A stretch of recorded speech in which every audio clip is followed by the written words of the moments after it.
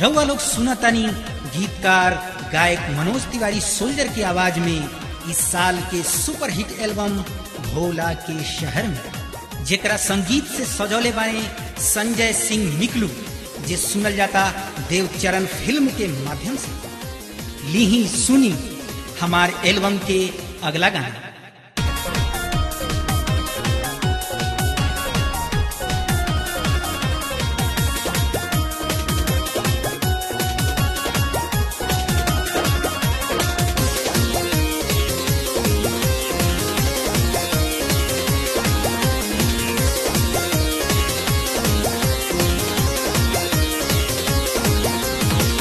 बेला पतिया धतूरा चढ़ाई के, गंगा जल दूधवा से भोला के नहाई के।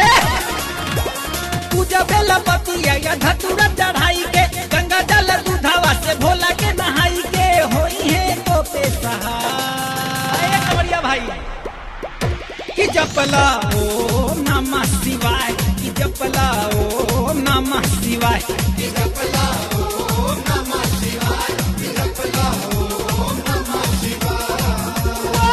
बेला पतिया धतूरा चढ़ाई के, गंगा जल दूधवा से भोला के नहाई के। होई है तो पे सहाय कि जपला ओम नमः शिवाय, कि जपला ओम नमः शिवाय, कि जपला ओम नमः शिवाय, कि जपला ओम नमः शिवाय।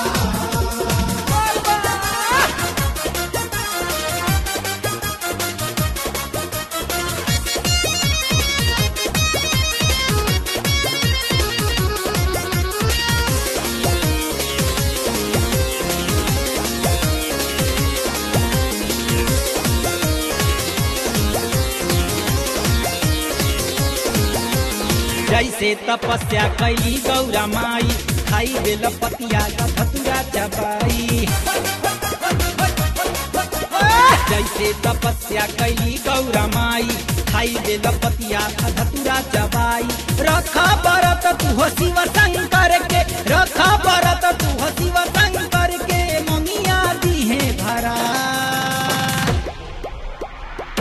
कि जपला ओम नमः शिवाय, कि जपला ओम नमः शिवाय, कि जपला ओम नमः शिवाय, कि जपला ओम नमः शिवाय।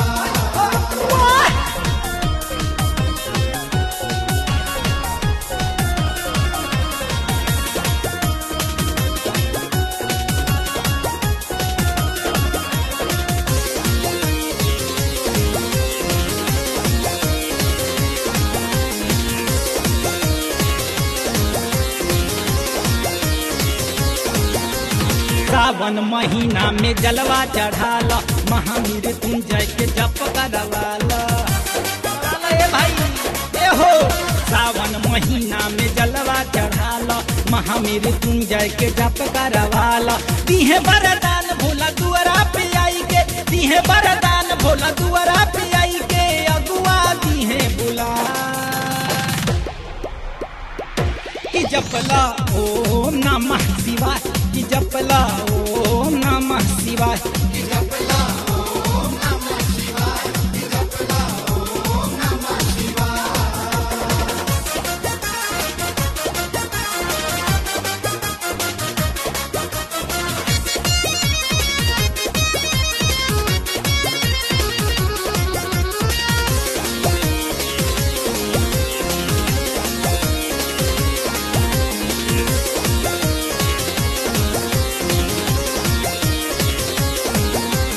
कोठा अटारी सी के मनहू न भावे, मेवा मिठाई सी के जियारा न भावे। भाई ए हो कोठा अटारी सी के मनहू न भावे, मेवा मिठाई सी के जियारा न भावे। छोटे मोटे कुटिया में धुनिया रमाई के, छोटे मोटे कुटिया में धुनिया रमाई के। भंगिया दी है पिसाई कि जपला ओम नमः शिवाय, कि जपला ओम नमः शिवाय, कि जपला ओम नमः शिवाय, कि जपला ओम नमः शिवाय। जबेला पतिया धतूरा चढ़ाई के, गंगा जल दूधवा से भोला के नहाई के।